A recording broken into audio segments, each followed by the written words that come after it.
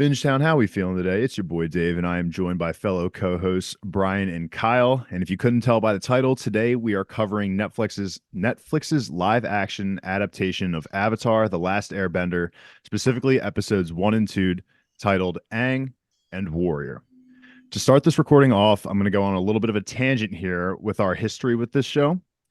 So I think this show came out in about 2005. So we were about 10 years old when this show came out, and it immediately took over. I don't specifically remember getting into a point of watching like week by week, but I was heavily addicted into Nickelodeon back in the day. So shows like Avatar: The Last Airbender, SpongeBob, all those OGs were just like constantly on repeat on my TV. So vividly rewatching live episodes, rewatching old episodes. I feel like even without a rewatch now, I could probably just tell you the entire story without even having to go back and watch it. That's how much I watched it back in the day. Um, I also vividly remember back in 2008 when the finale dropped, and I had all of us over to watch it at my house. We were Yes, 12 years sir. old at that point. So it was like our first ever watch party for a show, before the Game of Thrones and for all shows like that came around. And we didn't even know what was going on. We didn't know we were a part of history at the moment. And I just remember us like kind of wrestling after the episode, just like pretending to each be our own bender. And, this is just one of the best, if not arguably the best animated show of all time. That's up for discussion, obviously, but I'll quickly Yeah. say that I don't know what your guys's. I've watched Korra. I'm not going to spend too much time talking about Korra, but I just want to know if you guys have watched that as well, just really quickly. I've seen the first two seasons. Okay. I've watched it. Okay. And so, with all that being said, there was a lot of mixed emotions about this show's announcement. We all remember the disaster that was the M. Night Shyamalan take on the movie that came out whatever year that was, and that soured so much of the legacy of this animated show. So we weren't exactly, I guess, stoked about this release, but we do understand that it's kind of a new era. Live actions are becoming somewhat normal and more popular, and they're being done more well done than they were in the early 2000s. So we, of course, had to give it a chance. And then, specifically talking about these two episodes, I will say, based on our text, I feel like I am going to be the highest on maybe specifically episode one. I honestly really, I won't say really enjoyed. I enjoyed episode one, and episode two was meh. I will agree that episode two was not anything crazy special. I thought episode one was good, was definitely way better. Um, but I'm roped into the show enough that I want to keep watching. The only kind of bad thought I have with the show is that I'm watching and I just want to watch the animated version. Like it's just the animated is just so much, it just means so much to us. So with all that being said, I'll finally pass it over to you two. I know I kind of talked a little bit there and kind of probably took a lot of what you guys were going to say, but I'll let you guys go ahead and speak and throw your 2 cents for both the original show and the live action, just really quickly. Yeah, I'll pick it up. I mean, what can you say about the animated show? It is just a beloved part of my childhood, and in preparation for the live action, I rewatched all of season one in a matter of probably 48 hours. It's just such a good story with such good characters, such good voice acting. It is literally, you see that meme of the hand-drawn horse and Yeah. then it trails off and it becomes like a kindergartner's sketch. This is truly the embodiment of Um, the yeah. meme where the horse is fully drawn Perfectly from start drawn. to Yep. finish. Yes, I can't say enough about how much I just love and cherish the original animated series. So for that reason, I went into this, the M. Night Shyamalan disaster aside, I went into this just thinking at best, this could be a nice like nod to the original source material that will never even sniff the quality Mhm. of the original. That was the best case scenario, and at worst it would just be a 8 episode M. Night Shyamalan esque thing. And where I think we landed through 2 episodes is somewhere in the middle of that. It's fine. I don't think the writing is doing them any favors. I don't absolutely hate it, and I'm expecting it to kind of settle into itself as we Mhm. get towards the middle and the late part of the season. But my entire take on this live action is it's just unnecessary. I think they're cramming it down our throats and nobody's really asking for it. It's just a studio that knows that people will watch it if they make it. Mhm. So they made it, and it I don't know. It's just okay, and through 2 episodes it's fallen a little flat for me, which was Well, expected. we'll just have to see by the. I feel like truly until we get an ending, there's no way for us to know truly if this was a success or not. Definitely. Yeah, beat times. I think that was well said. I feel like I share pretty much everything you said. It felt like the phrase I was floating around as I was thinking is just this feels like something that should have just like stayed in the drafts. Mhm. Like this, like no one really needed this show to be made.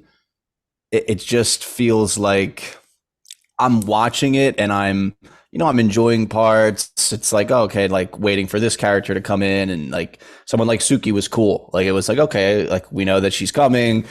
I thought she was a good character in episode 2, and it's like, okay, and things like that are cool, but it just feels like why would I watch this when I could just watch the the animated thing? I Yes. understand the idea, like the creative idea of being like, let's make it more like serious slash mature. And it's just like, does I don't know. For me personally, I don't care about a more mature Avatar story. Mhm. Yeah. It's just and something that I had said to yesterday when Dave and I were talking off the podcast is I almost feel like if I didn't know anything about the original, like if I thought that this live action show was pure original content, not a remake of something, I think I would enjoy it more. Because Yes. like the That's world true. concepts are cool and all that kind of stuff, and I wouldn't have like this comparison to something else. It would be its own thing, and I think I would enjoy it a lot more. But Mhm. it's just you can't help but compare it. That being said, I think I have been enjoying it more than I thought I would. Mhm. I'm with you. I mean, I guess like about a year ago, if you asked me going into this, I would definitely not have been excited. Live actions are always trash, but in the past year alone, live action adaptations have just, especially through Netflix, have done really well. Specifically going to Yu Yu and I mean Alice in One Borderland's Piece kind of was a bit of a pretty good. stretch, and then One Piece, of course. But I agree with you. Like, if it was like a different story, like I know they announced this animated movie that's going to come out, and Aang and all of them are going to be in their 20s and 30s.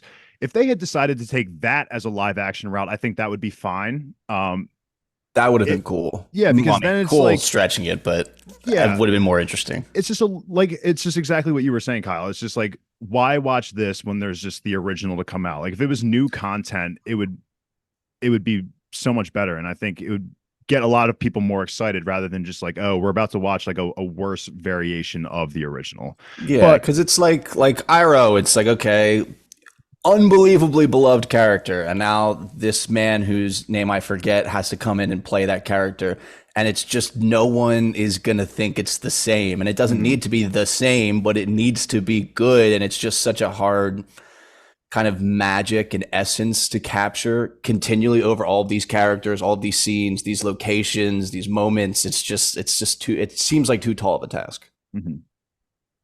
I also think just in the confines of an 8 episode live action, when you're trying to adapt, I think it was an 18 episode season 1, you can't really pay enough attention and time and care with a lot of these storylines. For instance, I think they were in the Southern Air Temples for all of 5 minutes of screen time, and that was a A full 30-minute episode. episode, yeah. Exactly, yeah, and it was very emotional and heart-wrenching, and you really got to, take some time with Aang feeling those feelings. And in this, just the pacing is at a breakneck speed. I just think we're Mhm. trying so hard to just get through it all that it's not really allowing us to pay enough attention to detail for every unique little thing. But Yeah, Yeah, absolutely.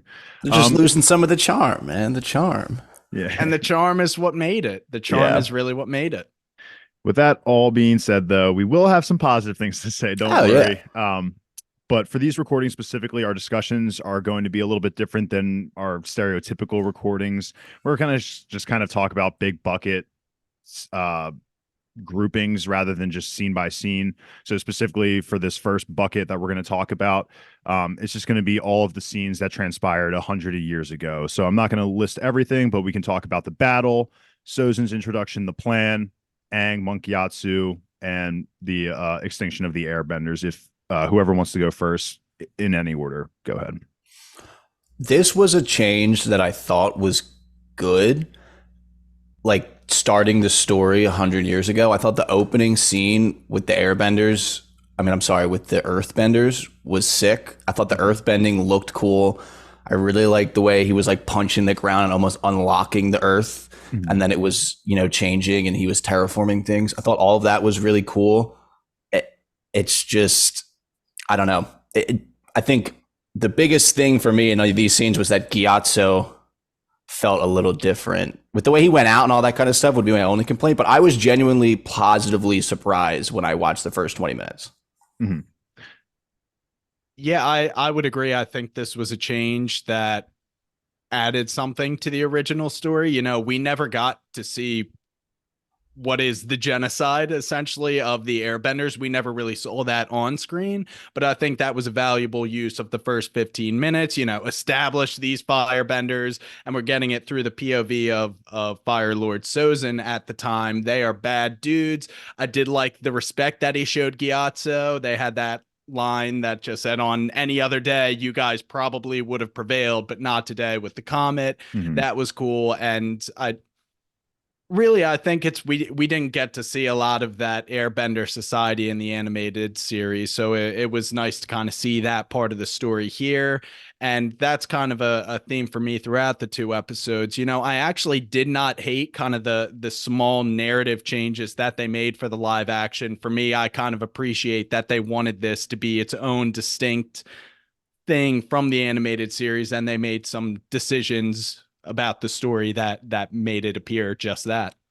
Yeah, totally with you guys on everything you said. I thought the earthbending, firebending battle at the beginning was honestly really well done. Met my standards, I would say. Everything looked good. It's going to take a little bit of time, obviously, with things like that to get used to from getting it from animated to live action, but earthbending battle was sick. But yeah, the extinction of the Airbenders, I was honestly very happy that we got that, because as much as like I know what's going to happen, but even during the scene, I'm watching it and like my heart is racing. I'm like, I really don't want to see this air temple fall at all. This is just so uncharacteristic of like a kid's show. And the one thing that we did touch a little bit on in the intro is the fact that, the stakes are high in the live action here. Like we see, not that they weren't high in the animated show, like there were implied deaths in the show, but we never got to see them on camera, especially with burning alive. That's something that's gruesome and horrifying to watch. And I think putting that in here is a good take. And that's always going to be something I like in live action adaptations. It's just how much they can push that a little bit. So I have no complaints there at all. The maybe one complaint that I had in terms of the air temple was Aang in the beginning, just like soaring through the skies. That flying. Yeah. I'm not, which is he wasn't flying, because the glider at the episode 1 proves that he does require the glider to fly. But I'm watching it, I'm like, this guy is not gliding like to the ground. He is legitimately flying, like how the guy was Peter Pan. Well, I was gonna it say was the guy very Peter Pan. Thank Korra. you. I thought I was thinking the guy from Korra, but yes. Okay, Peter yeah, Pan-esque. true. Yeah. That was shocking, I would think, for sure. But I don't know. For me, I think I was trying to focus immediately on like the relationships between the characters and how they felt, because I feel like that is ultimately, I think, the biggest thing that needs to translate. Because like B-Tom said, you need to make some narrative changes, but as long as the relationships between the characters are kind of true to where they should be, I think that's kind of where the foundation should start. And I think the relationship between Aang and Monk Gyatso was good. I thought it was like borderline perfect. If Gyatso feels like this kind of goofy, happy-go-lucky guy, Gyatso, to be honest, in the live action. What I had said earlier about like my one complaint, it's just that the scene where Aang finds his body in the cartoon is so good like what it implies that he like took on all of those firebenders and all that kind of stuff. And that is just for me like iconic. So it was like a little disappointing to see him go out the way he went out type of deal. But I can see the way they like why they changed it type of. I mean, it is kind of cool that to see like they don't really imply it so much, but Monk Gyatso in the cartoon is implied like he's pretty much like the strongest airbender. I think it was what I was going to say on top of that is I think they did a good enough job because Sozin did show up and was like, Gyatso, like, That's you're fair. a real one. It's just any other day of the year, or, you know, Yeah. like you probably would have held your own, but not today. And so I think that was enough for me personally, but I totally get what you're saying. Like, Gyatso was supposed to be the one, you know, like Yeah. he is the defender.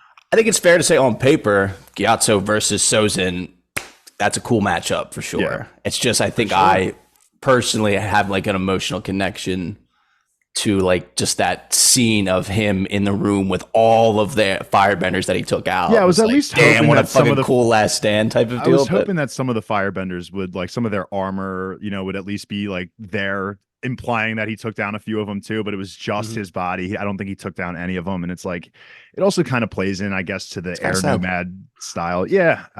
But overall, honestly, like you guys said, first 20 minutes, I thought were really well done besides Yeah. the whole Aang flying portion of Mhm. everything.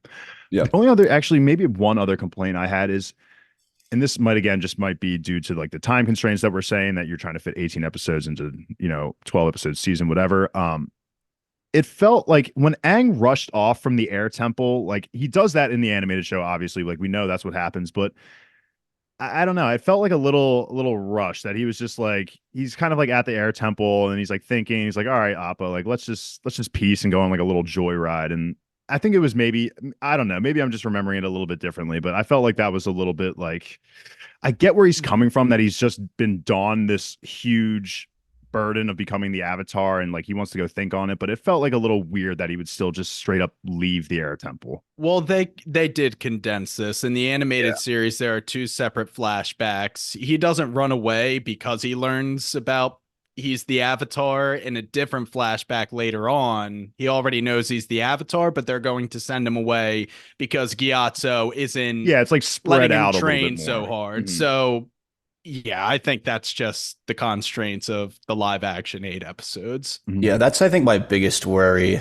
It's an example of my biggest worry. This is a problem that Luke and I talked about with the Percy Jackson story, is that there's a potential where they have like these bullets where it's like we need to do these, and then filling in between those of how we get to those things and how those things come about is where I feel like a lot of times things fall flat. Percy Jackson kind of felt like it was like, okay, like we're going A to B to C to D to E, and we're just like hitting all of these beats, and it's like the glue gray area top in the middle wasn't as fleshed out as we wanted it to be. I think that's kind of my biggest worry, is how we're getting from these big story beats. And then the reasoning of what's pushing us there. Obviously they changed some things, like just to jump very quickly to episode 2, where when they go to Kyoshi Island, it's obviously different than it is in the cartoon, and it's more serious and things like that. So that's, I didn't notice it so much in this scene. Honestly, what I noticed from this scene was that I thought it looked fucking cool. The live action of him flying on Appa, like in the storm and like the huge wave. Like I thought that looked really cool. Yeah, Definitely. Absolutely. The Avatar state has been looking clean too. And I like actually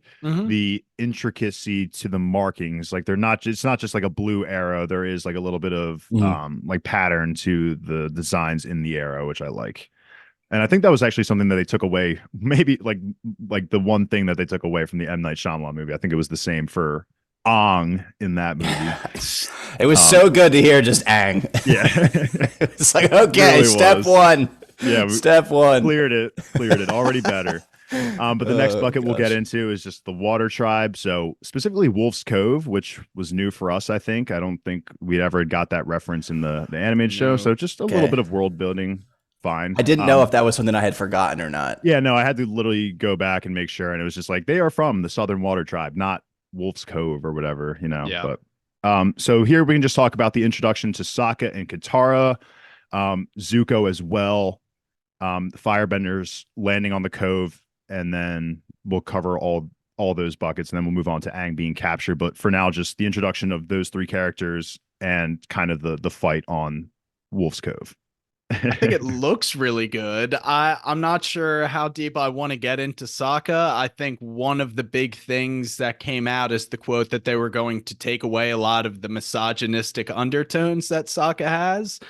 And I do think that detracts from the character for me because he was a very flawed young leader coming into his own, and the misogyny was a part of it. He was saying, "Oh, Katara, you shouldn't be waterbending," which they do still hit, but he emphasizes just the danger of waterbending in with the current climate of the world. It could be a danger because firebenders could take her away. In the animated series, he goes a step further and says you should be like helping with the knitting in the village, and that gives like a kind of a funny like brotherly sister thing, and Guitar can play off that and get like heated at him, and that actually winds up having her free Aang from the ice. But without that, he's not very flawed. He just kind of is this young, serious guy. The only thing he's bringing to the table is that he wants to be a leader and a warrior, and that makes him very one-dimensional. And as we've already said, they took away a little bit of the charm with the comedic beats just because I don't think they have enough time to fit in that kind of dialogue. So in the animated series, we have this young, goofy, misogynistic leader or fledgling leader, but in this we just have this young person trying to prove he's a warrior, and that makes him very one-dimensional, which is it's just a shame to me, but he's good. I don't know. He looks like Sokka. He sure does look like Sokka. He looks like Sokka. You're absolutely right, B-Toms. I'm not yeah, go ahead. I do just want to say the acting, I think, has been very good. I want to emphasize, I just don't think they have the dialogue that they can work with. I mean, it's just very one-dimensional stuff. It's surface level. I couldn't tell you how many times Katara had to say that Aang is giving them hope. It was probably like 5 times. It's just like they are spoon feeding us exposition, and I was hoping for writing that was a little bit deeper than that and wouldn't just lead us directly to the plot points that we're supposed to be hitting, but they are, and it's a shame. But the acting's been good. Yeah, I think that starting with the most basic, my eyes, I think Sokka and Katara look great. I think the characters look really good, but I would agree, B-Toms. I think for sure for me, when I was first watching, I thought that the acting was just flat, but I think that your point about the actual writing is what makes it flat. It just, I don't know, it feels very, I don't want to use the word flat again, but it's just kind of just like I say thing, you respond to thing I say type of deal. I don't know. I don't really know the right way to describe it, but yeah, there's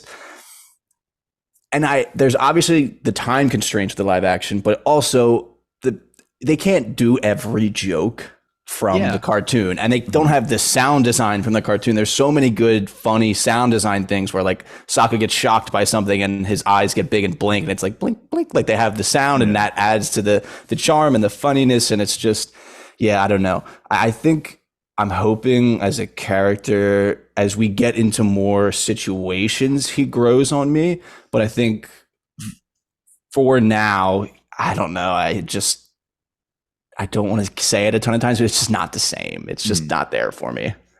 I'm not against anything that you guys have said so far. And especially with live actions, like the side characters to me, they can be done pretty easily. It feels like there's a lot of pressure when it comes to the main characters. Like when you come, it takes me so much to get used to like our main character Aang. Like I don't think they're doing a bad job. It's just it's different, and it's just so hard. I have these expectations of the main characters, like our main trio, and the acting's already going to be tough because it's not animated, like Kyle was saying, with all like the extra sounds that they can do and just like the visualizations that they can emphasize to make things funnier.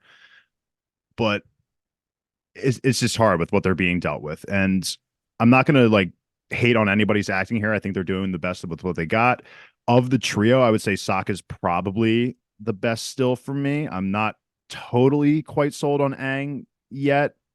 Granted, he does feel like a 12-year-old. Like, yeah, that's what I think for me, where I would almost say that he feels like the best representation. And that's probably why I'm not like sold. Like he's this bright-eyed 12-year-old, and it's like I'm not too keen on it, but I did look up Sokka's actor is 21 in real life, and I believe Katara's is 17, and they are playing 15 and 14-year-old respectively. So I guess Sokka's actor is the oldest, so I guess he has a little bit more acting chops and is a bit more how old is experienced in that Aang's actor, regard. by the way? I actually I didn't did never look that not up look that one up. because so I he's don't a little know. small guy. So, Yeah, I'm not really sure. like Katara, But other thing too that towers her now. Alki brought up that I now agree with, especially after watching the second episode, it does seem like they're still trying to find like that chemistry between all three of them. Yeah. Obviously, they really have just met Aang, Mhm. so that makes some sense. But also, I just think as actors, the three of them are still finding this like triple threat trio Mhm. type of vibe that we know that they had in the cartoon show. So maybe it will get better as the season goes on. Just for now, it does feel like it's not fully there. Aang's actor is 14 years old. Yeah, that Okay. feels about right. Mhm. But let's flip this over to the other side. Let's talk about Zuko here because for me, I'm gonna be honest, I think Zuko was absolutely perfect. I'm not gonna lie. I thought one from just the mannerisms, but two, like his voice, honestly, even sounds like Zuko a little bit. And I thought he was unbelievable. In first episode, second episode, he has been the most dead on character for me. And I have been, anytime he's been on screen, I've been so excited. I'll kind of agree with Kyle that Iroh maybe not so much. Again, that's a beloved character. So the expectations are hard and the expectations were high for Zuko. Don't get me wrong, but this actor has crushed it. I think anytime Zuko's on the screen, I have just been like totally paying attention. I'm willing to listen.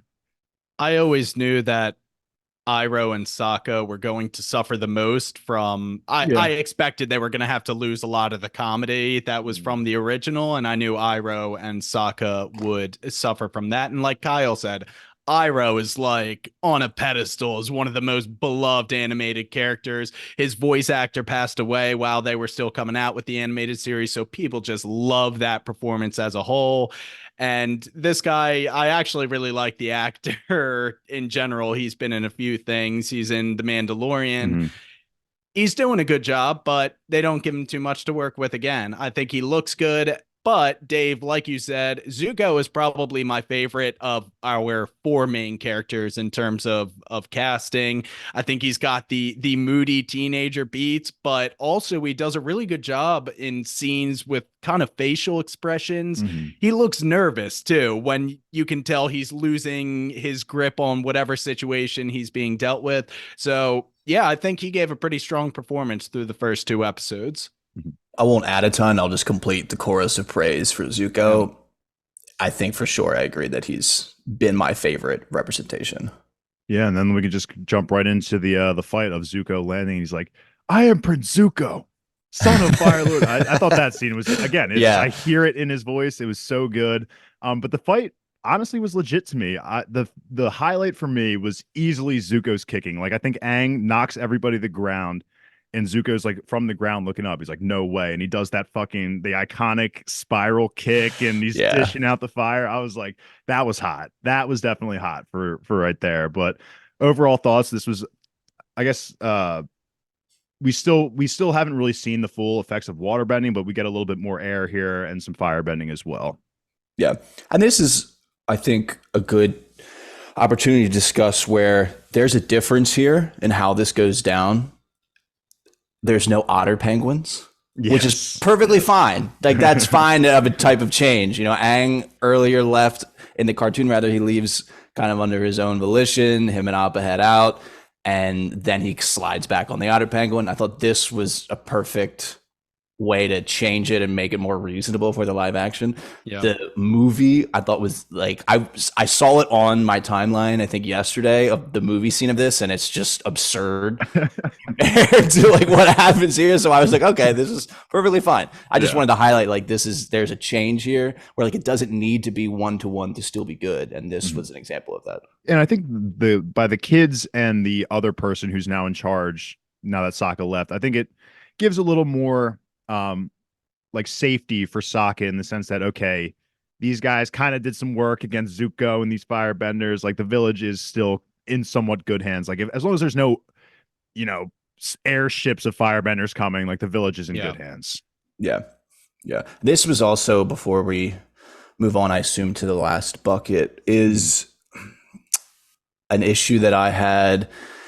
So Gran seems to be the one that does like the 100 years fire. passed. Yeah, like that Yeah. thing, and that just was like, ah, man, like this Totally is just cheesy. Totally. yeah, it's cheesy. just not it. It's just not it. I was very shocked that they didn't just leave that as the intro verbatim. Oh, speaking They of, we had can this talk about that very too. weird CGI. I didn't mind the intro, to be honest. I did not. I mean, of course, the I 100 needed the years passed. monologue, Yeah. dude. I It's needed tough. it, and The that shit monologue, yeah. belongs to Katara. That is Yeah. hers and nobody else's. Yes. I guess they kept it in the family, but yeah, I will that say, felt though, a little forced. I will say though, the intro, it did sound like they had like was it not the original Katara voice actress who did the intro again? Like No clue. it sounded the same to me. So I just thought that was a good homage to the original series that they kept at least the intro voice actor the same. So I guess one complaint I did actually have before moving on. If you want to say something, Kyle, go ahead. No, that almost just like makes it worse. I guess, yeah, maybe, if they had her right there, then Yeah, they true, didn't just true, do it. yeah. I mean, maybe they thought it would be too on the nose, but I don't know. It seems like There's almost the a worst that's case. the that's an okay time to do a 1-to-1. yeah. The one thing that I just kind of felt like, I guess, again, just to add to the rushed aspect of things, is like Katara's trust in Aang. Like some of the scenes that we get missed in these early episodes, like they board that Fire Nation ship that they see in the distance, and Mhm. you know, Aang actually has the opportunity to save Katara a couple times, really develop that trust. Whereas here, she wakes him up and then is just like immediately just only piqued in the interest that he's an airbender. It's not like she has this full on trust in him. I mean, obviously, I guess, you know, she can kind of tell, but you know, I'm just saying that the skip scenes for me in these moments made it just feel like the relationship between Katara and Aang at this point was a little bit rushed. She was just immediately glowy eyed and like ready to just throw herself at Aang. It felt. That's kind of how it was in the animated series. And Gran actually has to tell Katara, don't put all of your faith in this boy. And I know I okay. said, how many times does Katara have to say hope? But that actually was a major plot point in the beginning. Katara's like, nothing ever happens here. And now this incredible master airbender comes into our lives. And you guys are telling me not to get carried away with it. So Katara does kind of dive headfirst into him. Mhm. Yeah, and I think it's because we know the original material, it feels implied to me that she understands that he's also a waterbender, in the sense that he's the avatar type of deal. So that's kind of the way I was thinking of. She's also thinking that way. They talk about it very slightly in episode 2. She brings it up, I think, for the first time in the whole show. It doesn't go the way she wants it to, but that's also kind of what I was thinking, is that because in the cartoon he like teaches her a little bit about bending, where he's like, the monks taught me about this, and she like tries to do it with the water bending, and then she's like really into it after that type of deal. Yeah. But I assume a scene like that will maybe come, but she's already feels pretty good at water bending in the show, kind of. So Yeah, she's not, I think, as incompetent as she was in like the actual show. But we can move on to this final bucket for episode. Well, I guess final main bucket of episode 1, with being Aang's capture. We can just talk about the conversations that Aang and Iroh have. Also talk about Aang's escape. Really, those are the two main things. But I will say, again, we've talked enough about Iroh and how we feel about it, but I will say this conversation kind of felt I really like this conversation, to be honest, because, you know, right off the bat, you can kind of tell in his voice that he's giving this pitch, you know, oh, the Fire Nation, you know, we're doing this for peace, but like you can still kind of hear it in his throat that he doesn't fully believe in the cause. And Aang obviously detects that right away.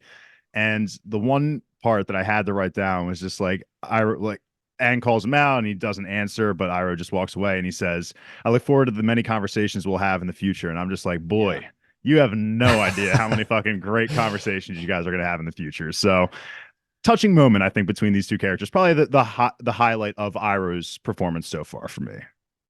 For sure. But it's also, this feels like the perfect example for me of, I think I would have enjoyed this more if I had no recollection or like knowledge of the original. Like if this to Yes, me I was agree pure still. original content and you were getting this first inkling of, all right, this older guy, there's something else to him, I think I would be like, oh, okay, I'm going to watch out for that. Like, that's very Yeah. interesting versus me thinking like, okay, how does this guy sound versus old Iroh, like, or Yeah. original Iroh, like all that kind of stuff. That's not the right takeaway, but that's just, it felt inevitable for me to think in this scene. But I did like that they introduced him that way in this scene because that's, I mean, he's the guy. Yeah. I always like the Jasmine tea references. Those I will say are still pretty funny to me. The Jasmine tea is good.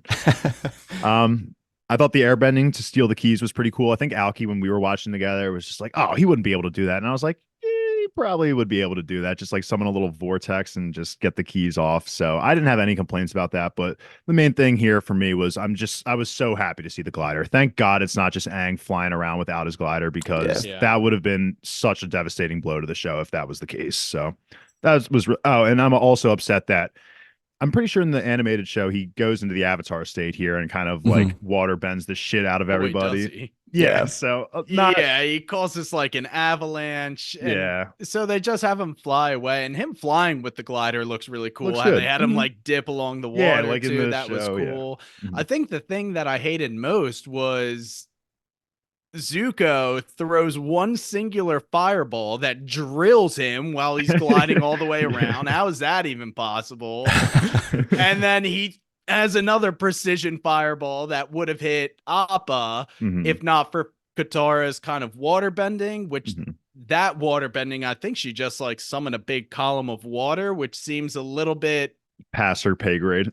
Past her pay grade for this point. And I won't say she was completely incompetent in terms of water bending at this point in the animated series, because she did like incapacitate 3 firebenders by doing the ice. That's a great scene because she freezes Sokka first and he just goes, Katara! Yeah, well, she doesn't know what she's doing, so she freezes Sokka and then she just does a 180 and does the same movement. Her eyes are closed, but she's like, I bet this will work. I know exactly what you're talking really about. tinkering with her powers, and they kind of showed that same thing. She didn't mean to do exactly that. She just flung her arms and with intent to save them, but the bending I always knew was going to look clunky, and I guess what I'm trying to emphasize is some of it really does still look clunky. To me, so far, fireballs, come on. To me, it seems okay. The fireballs for the fire bending, not crazy about. The kicks and stuff, though, like when they're actually fluidly motioning the punching and kicking of fire, I think it looks good. But agreed, the fireballs are a little weird to me. Water bending seems to be the clunkiest so far. It just feels like magic almost. It doesn't feel like actual bending. I don't know how to describe it. But again, we haven't really seen a fully fleshed waterbender master yet. So I'll leave it to the benefit of the doubt. It's also interesting too, and thinking of her doing that bending, and then when we get to the air temple, she says to Sokka, like, I couldn't bend enough water to fill a thimble before he came. And it's kind of, she can now do that, but we haven't seen why she can do that so much of, I mean, maybe it's the hope inside of her that Aang is around type it was of deal, those words that just the simple, like, Yeah. It was the words that Aang said. It was just, balance and all this, finding it within yourself. And that apparently made her become that much better. So, yeah, we'll see. I mean, they're obviously going to talk a ton more about her waterbending journey and her and Aang's waterbending journey, hopefully together. Yeah. We'll see. Yeah, but we'll see. All right. And then we can talk about, I'll say infamous Air Temple scene here.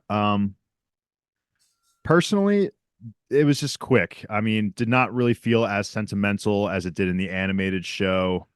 This scene was meh for me. I don't really have many things to say besides that. I will say in the animated show, though, it's a very fleshed out scene that we see Aang seeing what the wreckage now is, and then we get a few flashbacks.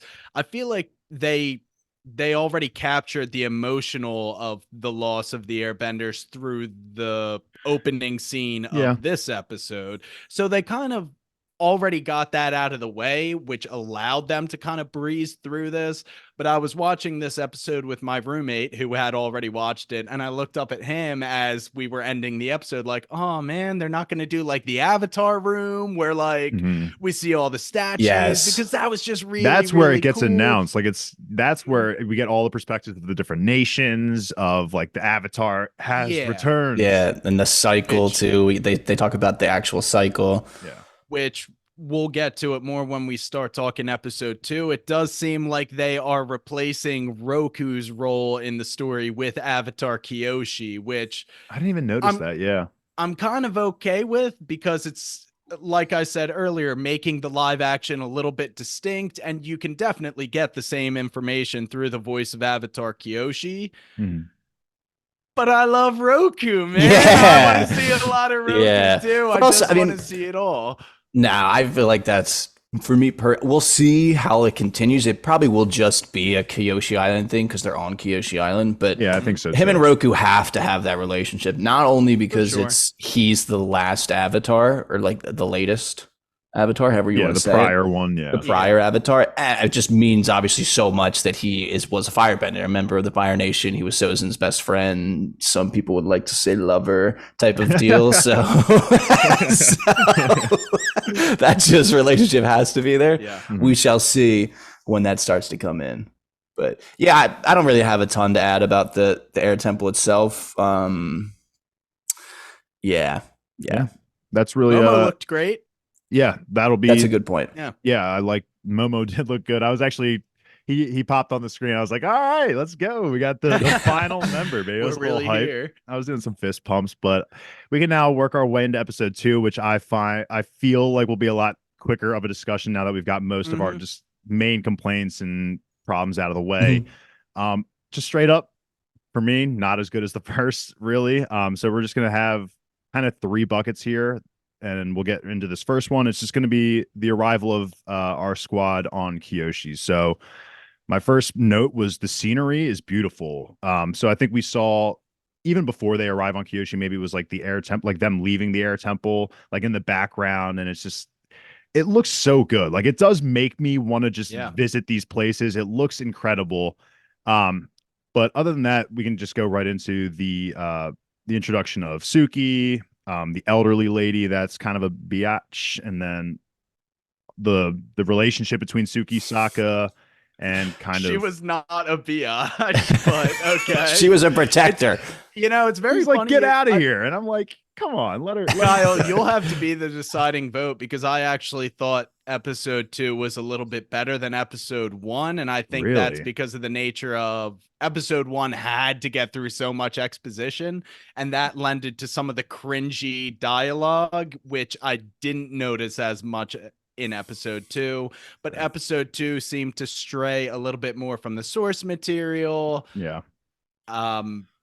Yeah, that's interesting. That's all I got. I feel like I have a thought that's episode 1, you're going in and it's like, okay, what the fuck is this going to be? And so you're thinking of like every little thing as you see a scene. It's like, okay, like what does this look like? How does it relate to the original? And then I think by the time you get to episode 2, you're kind of, your expectations are starting to get more calibrated in that sense. So I think with that perspective, I probably liked episode 2 better, but also like not a ton does happen, but it doesn't feel like a ton I feel like happens. nothing happens. That was like my thing. Is like I feel like episode Yeah. 1 we had so much good stuff, and then 2 it's just. I think It's for tough. me, I'm gonna be honest. The Suki and Sokka relationship was not doing it for me in this. To be honest, Well, that's because they don't make him misogynistic Right. and calling Right. out her dance lessons and stuff. It really is just like young woman is attracted to this strapping young man in town, and none of like it's just a 100% blah pancake it was of a young romance. It was literally 2 cavemen like meeting, and they lock eyes, and it's just like love at first sight. I'm like, come on. And I was actually a little worried for Suki's character at first, because they made her like mute. Like she didn't have a fucking line for so long into the episode. I was so worried that she was just going to be this nervous, didn't want to talk to Sokka kind of character. Finally opens up when I think Sokka arrives for the quote unquote dance lesson, as the animated show would put it. But Yeah, I was a little worried. She was not speaking full sentences, and I'm just like, what is in the scene I where Sokka has his shirt off and she like is looking at him blatantly, just checking him out. It's like, come on, what are we I doing don't here? know. If I'm honest, I think I liked that they went into this mindset of like she feels sheltered on this island. You know, like she knows she has a duty to be a Kyoshi warrior. Yeah, But I did like I those think it was comparisons I think between it the was two. interesting, yeah, that they were getting into this idea that she is this young woman still, and she has, typical young woman desires. She likes cute boys. Like maybe she wants to see the world, and she still has this duty to the island. And I think it contrasted well with Sokka, in that he is like, I'm a leader too, and but I'm not in my village. And then it was kind of funny when he's like, how's it go again, Katara? type of deal. And that was kind of the original show charm type of deal. Yeah. But I agree that and this sounds weird to say and out of context is terrible, but I do miss the fucking misogynistic, sexist part Yeah, of Sokka just in the development of their early relationship. I think it just played a 100%. big role. Like him meeting Suki here was probably the first growth step in his becoming less Yeah. misogynistic. Like they could have literally had him be misogynistic for one episode, meet Suki, and then it's like, okay, let's reel it back. But Netflix is soft, so Yeah, I don't know. And I will say, she feels like more of a character after this episode than she did after the one episode we get in the cartoon. As yeah, in more of like a deeper, like more she's dimensional. yeah, Let's I would say. agree with that. She took off the makeup, and I was like, wow, this I can see what Sokka's looking at. I can see what he's seeing. She was definitely beautiful. Um, Her Yeah. actor is 24 years old, so I think the she is oldest of like the the biggest discrepancy between her real character, who character, was yeah. supposed to be 15. Okay. But But also, overall, a Kyle, 15-year-old warrior might look a little bit more mature than just an average 15-year-old. Yeah, That'll be for my She has a opinion. sure. lot of responsibility. Yeah, I mean, I thought it was kind of funny that they had her wipe off her makeup for the entire second half of the episode because, yeah, Dave, I think you're right. It's just the production team being like, no, show off how beautiful this girl is. Take off the makeup. yeah. But Because it is I would the makeup is iconic when they're fighting Zuko Yeah. at the end. Yeah, Looks cool. 100%. I would say I was pretty happy with how she was portrayed. Kyle, I think you're right. A lot of what they did kind of make her feel like more of an important um I think, multi-dimensional yeah. character. like a Well, Vivi from One Piece. Yeah. No, I no, think, less so like, like a Vivi than One Yeah, Piece. her having like the ear of the leader of the island, I thought was much more explicit here. It's a man in the show, It is. which I think is a positive change. It makes way more sense that it would be a woman Yeah. because they're a society of women warriors. Avatar Kyoshi obviously was a very strong-willed woman that was like, represented justice and things like that. So it does make sense that it would be a woman. I thought that was a good change. The Kyoshi Warriors looked fantastic. Their uniforms were great. The makeup was on point, and the golden fans, like my favorite weapon in all of Avatar, looked sweet. Yeah, they I am did. going to be honest. I felt so stupid when I think it was maybe even episode 1 that they mentioned Kyoshi was an earthbender.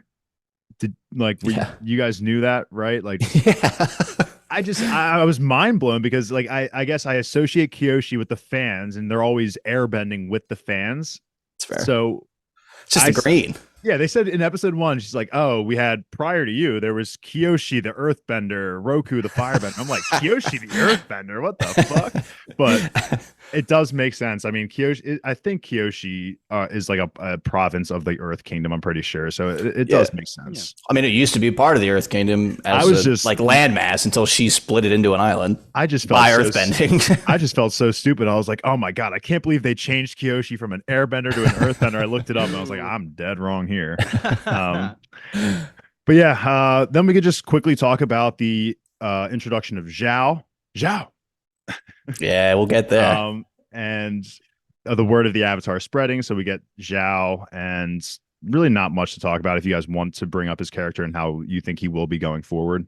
Not like I don't have a ton to say. I think about them at the I forget what Iroh calls it, but like the headquarters of the Southern port, whatever that port Army headquarters was, whatever it may be. Thought they were trying really hard to give Iroh that personality by like going around the food stands, and Zuko's like very one track minded, and Iroh's like, oh, you gotta try this, and oh, sticky rice and that kind of stuff. So I thought that like the effort's there to create that dynamic in their relationship. Because he goes on a shopping spree. I mean, this is the pirate episode, which I'm honestly kind of like, the pirates were cool. I mean, obviously I can quickly think of them when I'm thinking of the anime, but honestly, something that looking back, it could easily be cut. Like, I guess this is also where we can talk about the scroll itself. So Katara gets her hands on the scroll, which again, she originally steals from the pirates in the animated show, but here it's just Gran passing it on. I think that's totally fine. I think that's a completely valid point. Like, there were water benders at the Southern Water Tribe for generations. Why wouldn't they have a scroll that would, have access to different techniques? So that I was totally fine with. And I was like, okay, we could skip the whole pirate thing. I was kind of a little excited. I was like, oh, we're on the port, we're gonna get it. And then they didn't, but I think it was perfectly explained. The pirates are funny. Yeah, they are. What saves the price of 2 copper pieces? He's trying to barter with them. I like it. Momo has his rival too, the flying lizard. Yeah, for sure. I will say, so Commander Zhao at this point eventually becomes Admiral Zhao. He seemed less of a direct antagonist to Zuko. First time they were on the screen together, you could tell that this dude just loved pushing Zuko's buttons, reminding him of his dishonor, and was just really a jerk about it. In this one, he kind of seems to be showing some respect to what is still Prince Zuko. And Iroh, Dragon of the West. That was a hot shout out right there. I looked over at my roommate and was just like, Dragon of the West, cool nickname. It's so cool. It's so cool. Yeah. But I will say, eventually Zhao in the animated series recruits the pirates to attempt to assassinate Zuko. So I'm wondering if that storyline will even still happen, if we will see like a pirate for a scene in that. But yeah, not much else to say about Zhao at this point. He looks good. Yeah. He is very prevalent on Kyoshi Island in this episode of the live action, which he was not at all involved in Kyoshi in the animated series. And they didn't give us the firebending rhinoceroses. Oh, yeah. That they were riding around on Zuko. Yeah, big miss. Cool. Big miss there. Yeah, I thought I guess if we want to get to that point, the change of Zhao going to Kyoshi Island was interesting. Definitely. That was interesting. I mean, that was the first scene that I think they used just to show us that Zhao is shifting his focus to trying to track down the Avatar. I guess they just wanted to establish that early. I kind of forget exactly when that happens in the animated series, but I was kind of okay with it. And yeah, I don't know.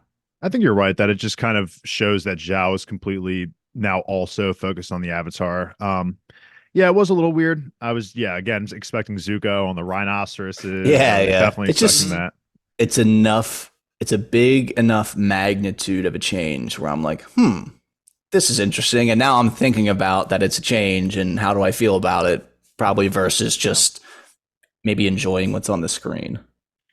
Before we get to the, honestly, before we get to my favorite scene of probably both these episodes, I will say, let's talk about Aang's experience in the spirit realm with Kyoshi.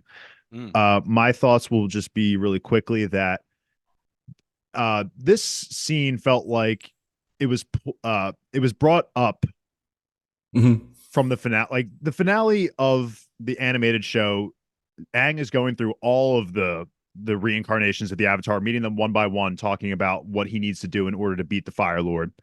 And it felt like that scene was what was supposed to was happening here. Like his conversation with Kyoshi, because in that scene and in this one, she's talking about, look, you are a warrior. There's no time for you to think about friends, anything. Like, you have to go out and beat the Fire Lord. You're a warrior. There's no time for that. And I thought that was a pretty good and accurate depiction, but it just felt like that they were pulling that scene from the ending and bringing it here a little bit, which I'm not going to complain about. I think this was a decent enough conversation for Aang to kind of get his rear end in motion. So yeah, it's kind of a reskin too of, he does this with Roku in the temple, where it's the solstice and then the light hits and then he can speak with Roku, and then I would say reskin of that scene specifically too, because then Roku comes out of the temple and starts take over his messing body? up the Yes, she did. all of In the the sages and animated? stuff. Not in the animated. She takes over his body. She does take over his body in the Yes. trial scene where we find out about why Kyoshi Island is an island and things like that. That's season 2. Yeah. Yeah. So here it's like, But this Roku is does where it he season rides, 1. He rides the elephant eel or whatever the hell it is, and Yeah, he the unagi. Unagi. Yes. Okay, Yeah. that's what it was. But all right, I'm already jumping ahead. This was fucking badass, man. I was She was a honestly, beast. I had to watch this by myself, unfortunately, and I was just sitting down here, just let's fucking go. That was so sick. So she touches Aang. She's like, I'll help you out here. She takes over his body and immediately wipes the floor with Zuko. And I honestly love the fire bending, like jetpack kind of shit that they do. They just blast off Yeah. into space. See And ya. then when she lands, that like It literally is like Marvel Iron Man. Oh yeah, no, It's literally like Iron Man landing on the battlefield. I was fucking hyped because the explosion that caused was just immense. I was definitely like, okay, this is my favorite scene so far.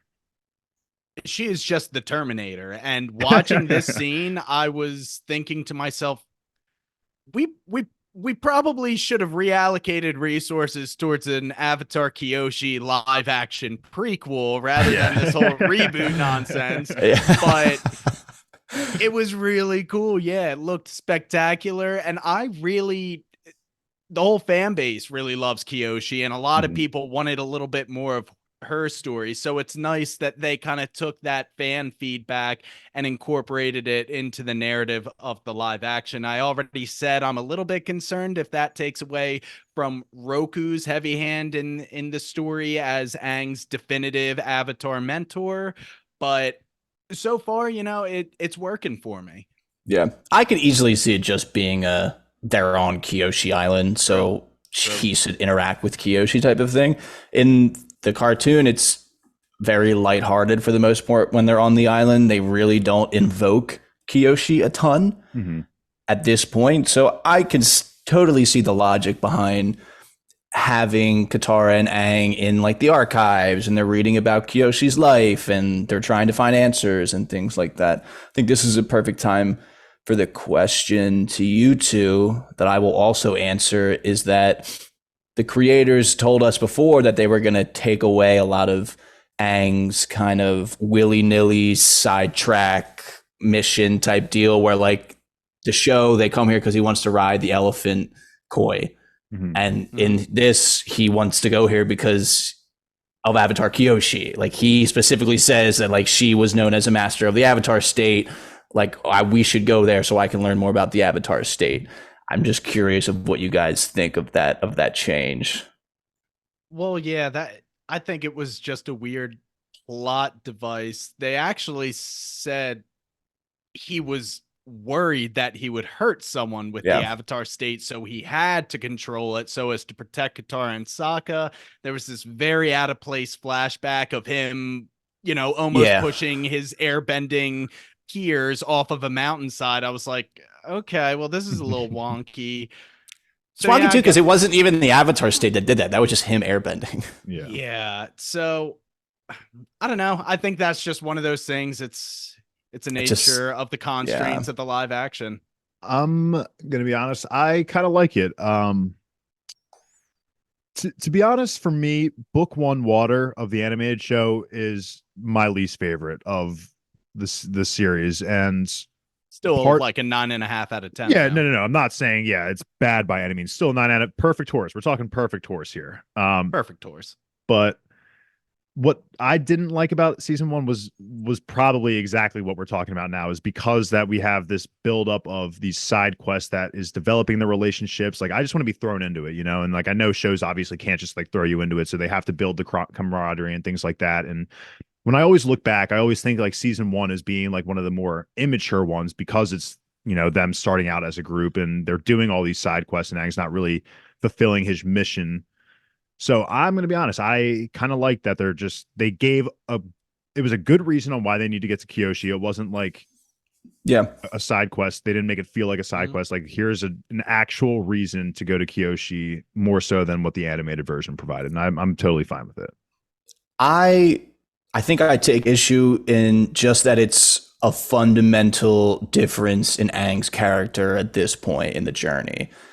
He's very quickly gone from, it seems like, running away from the responsibilities to like, well, I'm on to a just going quest right into now. it. Yeah, to like Okay, I be get the that. best version of myself. And that's, like we said, there's time constraints. The live action's a different story type of deal. I think I'm still at a point where I'm kind of clinging to the fun that we had and the whimsy of the early. And the development, I think, feels like it's hot and fast, although we don't really see the aftermath of this scenario, and Aang maybe talking more later on about how he feels about what Kyoshi said and all that kind of stuff. So we shall see. It just feels like right now, having watched 2 episodes, it's like, okay, we're already at a point where Aang's like, I get that. I didn't even kind of think of it from that perspective. In quotes, I mature, like but yeah, I like that perspective. I think you're valid in those feelings, 100%. There was that small scene where Katara is practicing water bending and Aang kind of dismisses it. Oh, maybe I'll start later. And she kind of says, you got to actually start learning the elements. So that was a little bit of an acknowledgement that he's still uncomfortable with his role as the Avatar.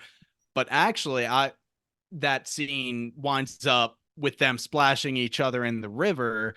One thing I wanted to bring up in the animated series, from the first time Katara and Aang are on screen, you get the feeling he has a little crush on her, and she is only seeing him as a little brother. I'm not getting all of that nuance to their relationship, which is a shame because I think that was immediately evident. Because Aang in the animated show is fighting for his love. Every time he's going for the chase, and Katara's shutting him down. And there are moments that lend herself to become more open to the idea of, okay, Aang's kind of good looking. I think it was like the fortune telling episode. It's like you're gonna end up with a very powerful bender, and that part's sick. Yeah, I bring that up here in Kyoshi Island because in the animated series that was the first role reversal, because he's getting fawned over by all of the young girls from Kyoshi Island, and Katara kind of gets a little bit jealous, but none of that's really established here, and I think that's just one of the things that they couldn't really spend a lot of time on, unfortunately. Yeah, maybe they'll do it next season almost. I have seen some like jumping ahead, just like, reading things on the internet of people saying, and they said that it was kind of missing from this season. Kind of 2 sides of that coin. Some people said it doesn't really come off as great in the live action with people who we know are legitimately young. Yeah. Type of thing. I don't really know. We'll have to see where it goes. I can't imagine that they don't, if they get through the whole story, that Aang and Katara don't have a romantic relationship. That feels crazy. Yeah. Oh yeah, 100%. So we'll just have to see. I'm looking ahead, and there are some episodes from the series that if they include it, they couldn't avoid it, like Secret Tunnel. Oh, I feel like they, even if that is considered a side quest, there is no way they can't do it, because it's like the cabbages thing. It's like, I think I would stop the podcast. Have the cabbages. You can't have the tunnel people. Not, like, I don't know. it's all on the same. They have. Well, that's what there. we think. Hopefully, Netflix shares our opinions of what is crucially important and not. Yeah, but I like that. I like the fact that Aang was able to transform into Kyoshi, because that was something in the animated when he turns into Roku that I thought was really cool and wasn't really kind of explained enough. So, and I think I really like the idea that he was able to do it here, and they kind of explained, oh, it's because you were at like her temple specifically that you were able to kind of embody Kyoshi. And so I hope going forward, maybe not only do we see the Roku scene eventually too, but maybe we throw in a waterbender in there too, that overtakes him. I think that would be really cool too. Maybe at the Northern Water Tribe. Well, I guess that maybe then not so much, because he does need to control the Avatar state by then, but I digress. Just the final scene here, the last bucket, if you even want to call it that, is just Zhao letting the word out that the Avatar has returned, and we get our first glimpse at Fire Lord Ozai. Just want to know, I thought he was pretty handsome, guys. I thought he was pretty. Fantastic casting. I have seen the shirtless pictures, and boy, was I hot and bothered. Hell yeah. He looked deadly, man. Dude, his face looks carved out of stone. the only spoilers, if you even want to call it that, that I've seen are people just above and beyond, just like Fire Lord Ozai was amazing. Like that's like so. I wouldn't hate it if Zuko and Ozai are like great in the show, like like head and shoulders above people. I think that would make the show pretty interesting. That would carry the show because that's like your two villains, like right there. That so. One other thing that I thought was kind of lame here was when Zuko and Zhao are kind of departing a little bit, and Zhao's walking away, and Zuko's like, "Don't tell anyone about the Avatar." I'm like, okay. I was like, "Come on, bro." That was like the only down, like, and that wasn't even his fault. That's just like that was such a terrible line that was just felt unnecessary. Didn't need to be said at all. And then Zhao has that smile, and it's like, come on, what are we doing here? But that's it. Yeah, the reason why I brought up Zhao being on Kyoshi Island as interesting is because it seems like they've done a 1-to-1 swap of him failing on Kyoshi Island is the live action version of him losing to Zuko in the Agni Kai. Oh yeah. Which is like way less cool. Way less cool because they still have the Agni Kai. Zuko punches next to him. And it's like, that's him symbolized, like, I won, but I'm not going to kill you, whatever. And then Zhao's like, your father raised a coward and tries to stop. And then Iroh steps in and stops him, which is sick and all that kind of stuff. Yeah, so, he grabs them both by the I was disappointed with that. I think they're probably just hanging on to Agni Kai for a later. They have to introduce it. Like, it has to be introduced at some point. Like, there's just no way. They'll introduce it in some way. I was just like kind of waiting for it, and then I was realizing like, oh, this is gonna be the swap that kind of like puts them on the same level where it's like, okay, Zhao's failed, now we're kind of leveled out a little bit. Yeah, they have to give us the Zuko versus Fire Lord Agni Kai flashback that needs to be included. So we're gonna get an Agni Kai. Yeah, and speaking of the Fire Lord, I didn't know that Daniel Day Kim was a voice actor in the original series. He played opening episode of season 2. It's the crazy earthbending general who tries to force the Avatar state out of Aang. Mm-hmm. Oh, he plays that guy? Daniel Day Kim. That's awesome. Yeah, and he also plays a character named Hiroshi in Korra. So I saw a video, a friend of the series. I saw a video of him talking about Mark Hamill because Mark Hamill was the voice of That's what I was just going to ask. I was like, speaking of voice acting in Fire Lord Ozai, do you guys remember who is his voice actor? But yeah, Mark Hamill. Yeah, dude, I'll have to send you. I saw it was like kind of like a few months ago. It was like a TikTok. It was like actors that you would be totally shocked to know that voiced a part in Avatar: The Last Airbender, and it is like 20 actors that I was like, holy shit. But Mark Hamill, Serena Williams? Yeah, Serena Williams is a voice actress in the show. Yeah, that's cool. It's fucking crazy. But he was just basically saying like it was so cool to work with Mark Hamill, just because he had so much to offer him, and it was just really cool hearing his opinions on working with Mark Hamill and really taking on that Fire Lord Ozai character. Well, the look is fucking on point. The muscles, baby. I can't wait. He looks intimidating and powerful. So that's he's got that sharp jawline. It's just that's step one. So all right, any final thoughts? Hotman. Hotman. Oh man, what if we better get Hotman too? Obviously we're far away from that, but we'll see. Any final thoughts? Do you want to give like a 1 out of 10, or do we not even want to do that? I don't know if I can give you like a 1 out of 10. I feel like I'm in a really weird spot of it's kind of better than I thought, but I still like am kind of meh on it. Yeah, I mean, the animated, like we all have said throughout the pod, is just going to triumph over this anyway. It is fun. I mean, this was fun to talk about it though. And I've had opinions and so. But it's because I'm reflecting onto the animated show more. So it's just like I'm thinking about that in these moments. Yeah, we'll see. If you're asking me to quantify it, I cannot give it more than a 5 out of 10. All right, that's fine. Probably a bang average. See, this was my process was I'll give it. The first episode was a 6.5. Second one was like a 5. That averages out to like a 5.5. I'll say so far on the show. It is not a disservice to the source material, though. Yeah.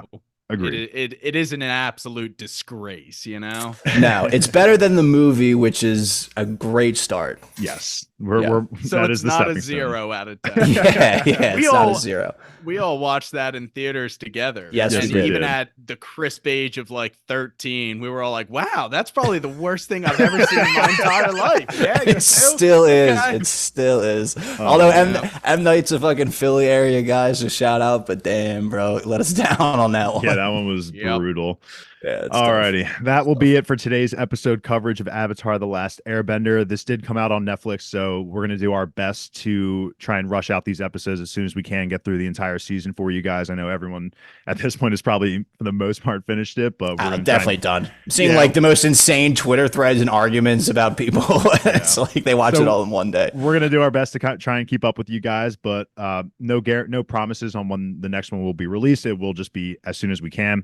If you like what you heard, give Bingetown TV a follow on all of our socials on X, Insta, YouTube, and all of that good stuff.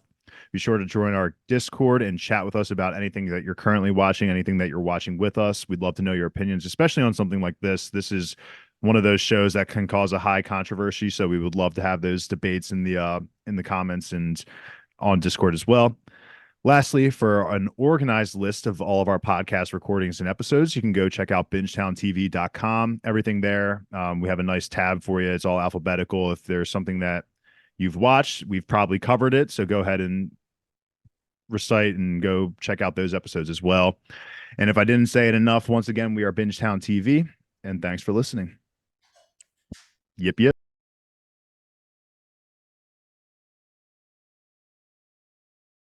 Cool.